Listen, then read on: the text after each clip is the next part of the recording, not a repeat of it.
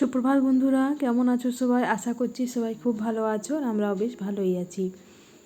মুক্তধারা আরেকটি নতুন ব্লগে তোমাদেরকে অনেক অনেক ভালোবাসা স্বাগত জানাই।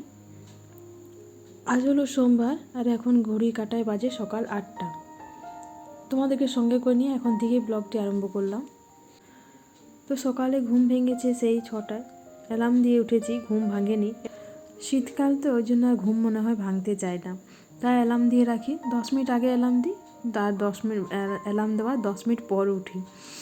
দিয়ে যাই হোক, তারপর উঠেছি, উঠে নিয়ে ছেলে মেয়েদের আজ টিফিন করে দিয়েছি। কালকে যেহেতু লুচি হয়েছিল রাত্রেবেলায়, তো একটুখানি ময়দা মাখা ছিল, ওটাতে দুষ্টুকে আর বেটুকে দুজনকে লুচি করে দিলাম একটু ছাতু পুরো ভরে নিয়ে।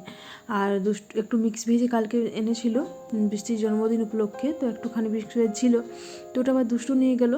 কিন্তু ওটা না একটু একটু হয়ে গেছিলো, কিন্তু বেটু নিয়ে গেল না। বেটু বললো, মা আমাকে লুচির সঙ্গে আলুর তরকারি করে দাও। ও আবার দেখেছি লুচির সঙ্গে আলুর তরকারিটা একটু বেশি পছন্দ করে। তো যাই হোক, ওকে আলুর তরকারি করে দিলাম আর লুচি দিলাম, আর দুষ্টু নিয়ে গেলো মিক্স ভেজ আর লুচি।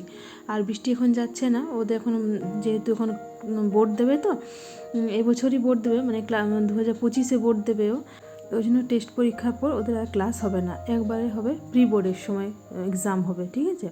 তো ওই জন্য এখন যাচ্ছে না, এরা দুজনে এখন স্কুলে যাচ্ছে।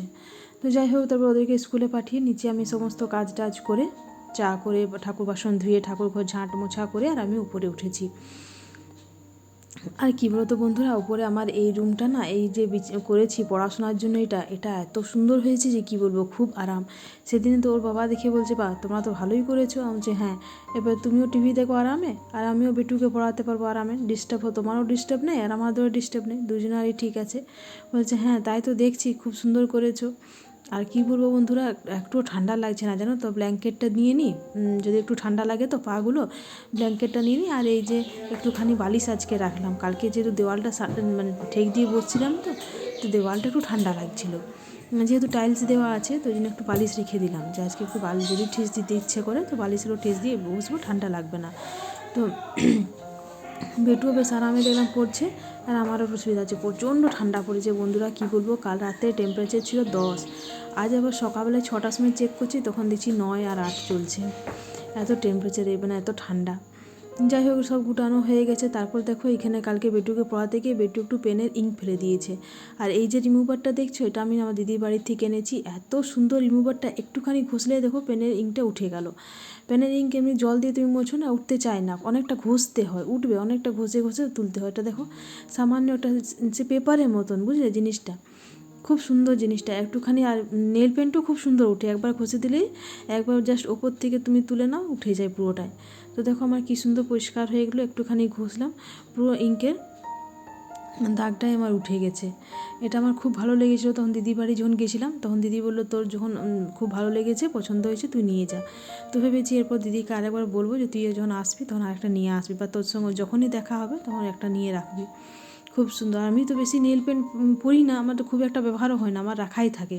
তো এইগুলো করতে আমার একটু সাহায্য হয়েছে আর কি।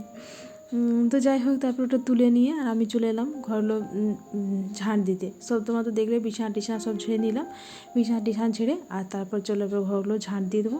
আজকে আর মুছবো না, যেহেতু আমি কালকে রবিবারে মুছেছিলাম, ওই জন্য আজ মুছবো না। শীতকালে 1-2 দিন ছাড়া ছাড়া মুছি। এরপর নিচে গিয়ে স্নান করব, বাবাকে খেতে দেবো আগে, বাবাকে খেতে দিয়ে স্নান করব, তারপরে পুজো করব। মা বললো, আজকে তুমি তো সোমবারের সেই শিব ঠাকুরের পুজো করো, তাহলে আজকের ইউটিউব পুজোটাও তুমিই করে দেবে। দিয়ে বললাম ঠিক আছে তাহলে করে দেবো। তো ওই জন্য একটু তাড়াহুড়ো করে করছি। তো এখনই স্নান করে নিয়ে পুজোতে বসবো। আর কী বলতো, টাইম করে তখন জল বন্ধ হয়ে যাবে, আজ অনেক সকালে জল দিয়েছে, তখন টাইম করে জল বন্ধ হয়ে গেলে তখন পুজোর জন্য আমি জলটাও পাবো না। সে এবার কুয়োর পাড় যেতে হবে আর কি। তো কুয়োর পাড়ের জলটা থেকে আমার মনে হয় টাইম করলে জলটা নেওয়াটাই বেটার, ওই জন্য তাড়াহুড়ো করছি। তো যাই হোক, তারপরে দেখো আমি নিচে স্নান টান করে, নিচে এসে নিয়ে প্রথম বাবা খেতে দিলাম, তারপরে স্নান করলাম, স্নান করে আর এই যে পুজো করে নিচ্ছি, ঘরের পুজো হয়ে গেছে। এরপর আমি ইতু পুজোটাও করে নিচ্ছি। মাকে জিজ্ঞেস করে নিয়েছিলাম মা কী করে পুজো করব। তো মা বললো জল দেবে, সিঁদুরের ফোঁটা দেবে, ফুল দেবে, আর কি এমনি করে, আর তারপরে আতপ চাল দেবে আর ভোগ দেবে। যাই হোক, তারপরে দেখো আমার কি সুন্দর আজকেও ফুল এনে দিয়েছে, দেখো 10 টাকার আজকেও খুব সুন্দর ফুল, জানো তো। আমি যখন পুজো করতে বসি তো আমার মনটা না বড্ড খারাপ হয়ে গেছিলো, যেহেতু আজকেও খুব একটা ফুল ছিল না, দিয়ে মনটা আমার খুব খারাপ লাগলো। যে বাবা কী দিয়ে পুজো করবো, ঘরে পুজো, ইউটিউব পুজো, কী দিয়ে পুজো করবো। দিয়ে যাই হোক পুজো করতে করতে আমার বর চলে এলো এক গাদা ফুল নিয়ে। বলেছিলাম সকালে যে যদি পাও তো আজকেও একটু এনে দেবে।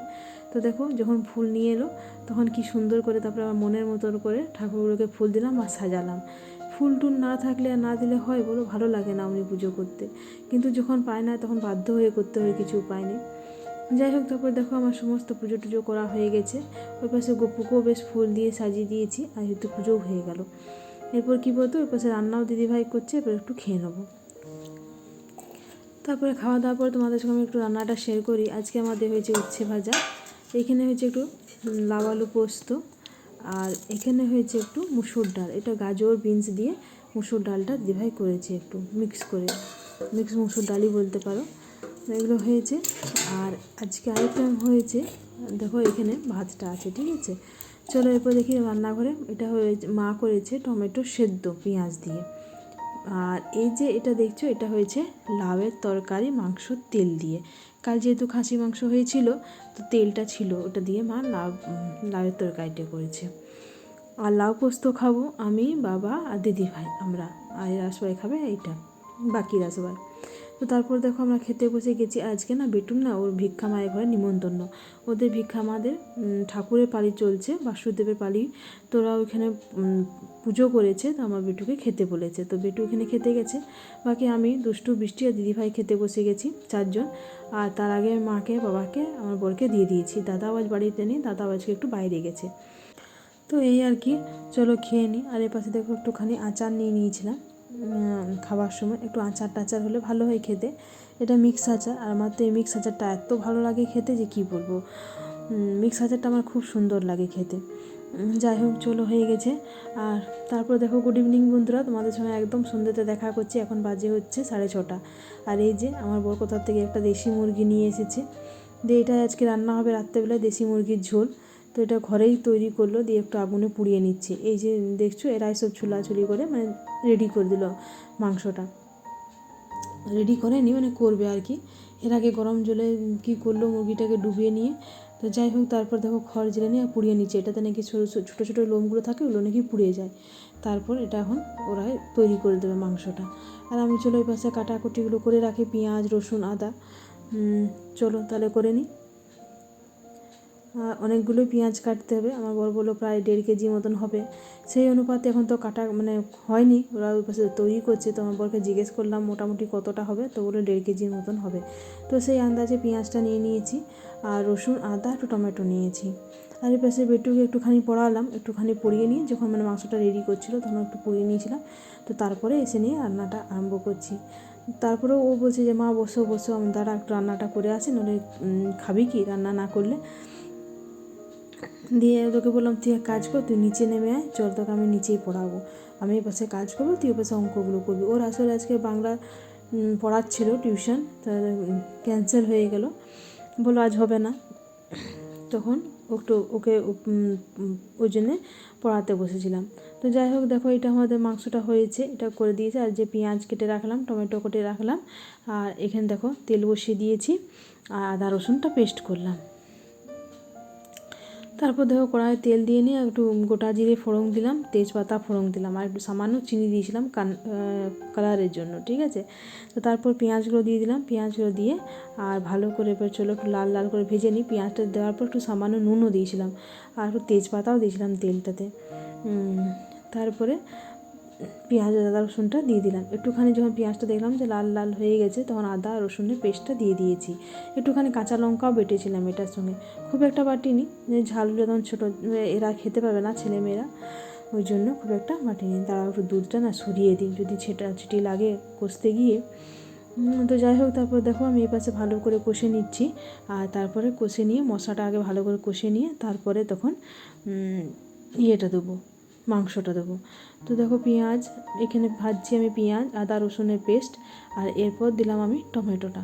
আর খানিকক্ষণ আদা রসুনের পেস্টটার সঙ্গে ভিজিয়ে নিয়ে তারপরে আমি টমেটোটা অ্যাড করলাম। এরপর একে একে সব মশলাগুলো দিয়ে দেবো। প্রথমে দিলাম নুন আন্দাজ মতো, তারপর দিলাম হলুদ, আর তারপর দিলাম একটুখানি ধনে গুঁড়ো আর একটুখানি জিরে গুঁড়ো। জানো তো প্রথম আমার যখন বিয়ে হয় তখন আমার সব কিছু করতে খুব ভয় লাগতো, অনেকটা পরিমাণে এখানে করা তো আমি ধরো বিয়ের আগে যদিও করেছি তো খুবই কম কম পরিমাণে আমাদের ছিল, তারপরে মাও দেখিয়ে দিত। আর এখন বিয়ের পর সেখানে অনেকটা পরিমাণে করে করা, তো প্রথমে আমি পারতামই না, শাশুড়ি মাকে সব জিজ্ঞেস করে করে নুন হলুদ মশলা সবই দিতাম। তারপরে এখন কী বলতো, সংসার মানে অনেক বছর হয়ে গেছে, করতে করতে করতে করতে এখন আর জিজ্ঞেস করি না, এখন নিজের আন্দাজি মতনই সব দিই। আর খেতেও বেশ ভালো হয়, খারাপ হয় না মোটামুটি। তো যাই হোক, তারপরে দেখো সব মশলা টশলা কষিয়ে নিয়ে ভালো করে কষা হয়ে গেছে। এরপর আমি মাংসটা একে একে দিয়ে দিচ্ছি। তো এর আগে মাংসটা ধুয়ে নিয়েছিলাম।